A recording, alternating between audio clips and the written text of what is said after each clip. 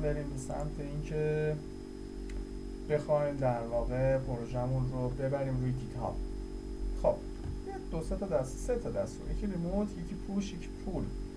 این سه تا دستوری هستن که برای ما خیلی واجب هستن. خب این یکی از در واقع گیت هابایی هستش که من دارم. این برای خود دانشگاه لایتک، در واقع برای آموزشگاه لایتک شریف هستش، واسه خود دانشگاه شریفه که اینجا میام پروژه رو قرار میدم. خب یه پروژه‌ای بسازیم به نام شاپ. نیو رپوزیتوری رو اینجا کلیک می‌کنید، نیو رپوزیتوری می‌کنید، برمیگردیم میگیم شاپ، برمیگردیم میگم دیس ایز تست که من فهمید کسی نیاد بیاد روش کار بکنه. پابلیک باشه. پرایوت چیه؟ پرایوت پولیه، یعنی در واقع شرکت‌ها که بخوان یه مسیر گیت هاب برای خودشون داشته باشن، خب اینجا هم توضیح داده، بخواد برای خودشون داشته باشن میان یه پرایوت میذارن، پول میدن و در واقع استفاده میکنن. ولی اون پابلیک باشه یعنی در واقع دسترس همه هستش. خب این دسترس همه بودن، همه میتونن بیان روش کار انجام بدن، میتونن بیان روش در واقع بیان ببرنش رو به جلو. مثل کرنل لینوکس، در واقع کرنل لینوکس به صورت پابلیک هستش، همه ممکنه همه برنامه‌نویسای دنیا بیان روش کار بکنن و همه روش کامیت بکنن. خب ما این ریپوزیتوری رو میزنیم و یه همچین مسیری برای ما درست میشه. خب میخوام یه پروژه بسازم، همون چیزایی که یاد گرفتیم یه دفعه دیگه پیاده کنیم. مثلا باشه PHP، میام اینجا و توی PHP یه مقداری مثلا باشه ایندکس PHP، اوکی، و نیو مثلا about در واقع مقدار PHP و یه دونه هم در واقع باشه gallery.php. همین سه تا، هر سه تاشون هم در واقع تو ادیت نوت بعد باز. خب ایندکس about اینا هم که در واقع به این شکل. خب بذارید تو ویژوال استودیو بازشون کنم چون مخافات open with ویژوال استودیو کد بسیار عالی، فرمت PHP، آره اوکی،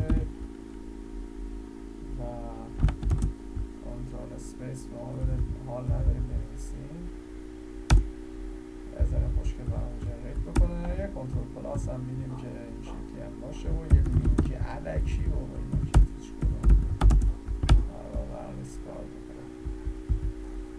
خب کامپیوتر من داره تلاش بکنه که در واقع اینستال آپدیت پیگر.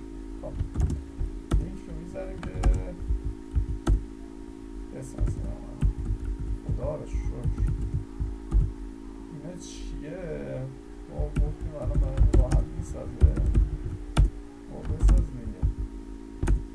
خب اشرفی بذار اینجا ما که داریم میسازیم بذار یه ایمیجز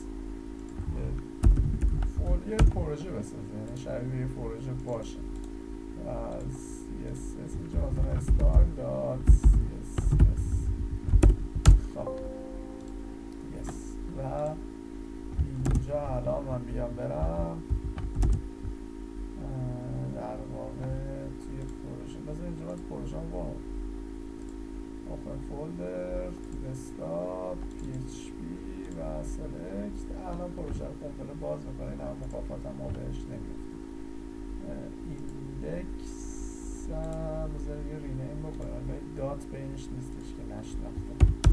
خب این هم این شکل هم لیتر باشه، این هم همینطور. بذارم این هم براش درست بکنم، لینک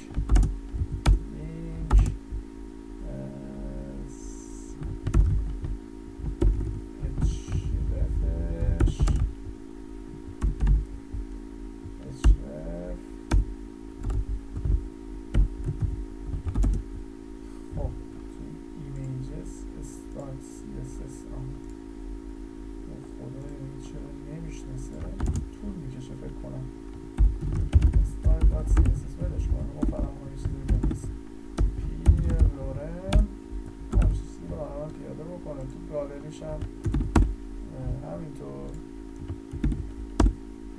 و لینک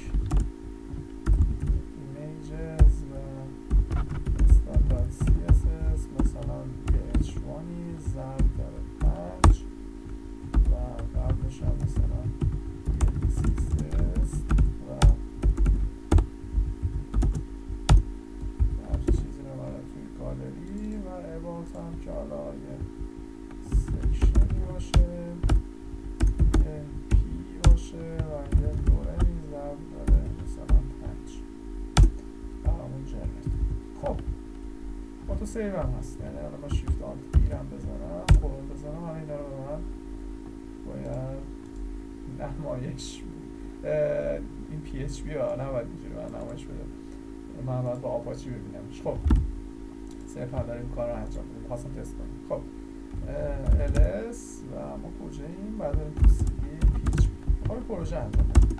ls خب git چیکار باید بکنیم؟ init اوکی اینیشالایز شد. ls clear در واقع ls dash ah الان git است، در واقع شما میتونید برید تو cd git cd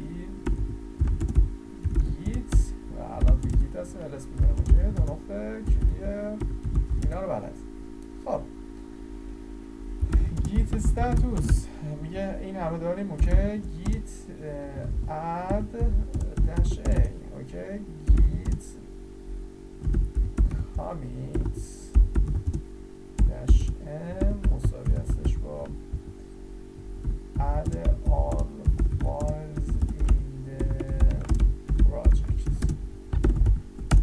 خب و git status رو میزنید و هیچی نیست git log آخرین مقدار اوکی. پس این رو پروژه رو ساختم.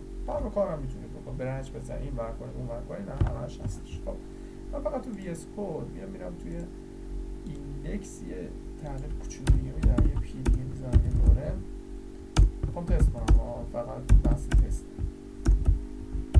یادم نمیشه. خب میرم دوباره گیت استاتوس رو میزنم اوکی گیت در واقع دیف اد رو هم میزنیم اوکی کلیر و در نهایت کلیر گیت مقدار add-a و در نهایت git commit -m برمیگردم میگم add 2p in the index.php میزنم و git log خب git log میزنم و میرم. خب بریم تو فیلم بعدی که اینجا در واقع بریم توی شاپ این رو آپلودش کنیم.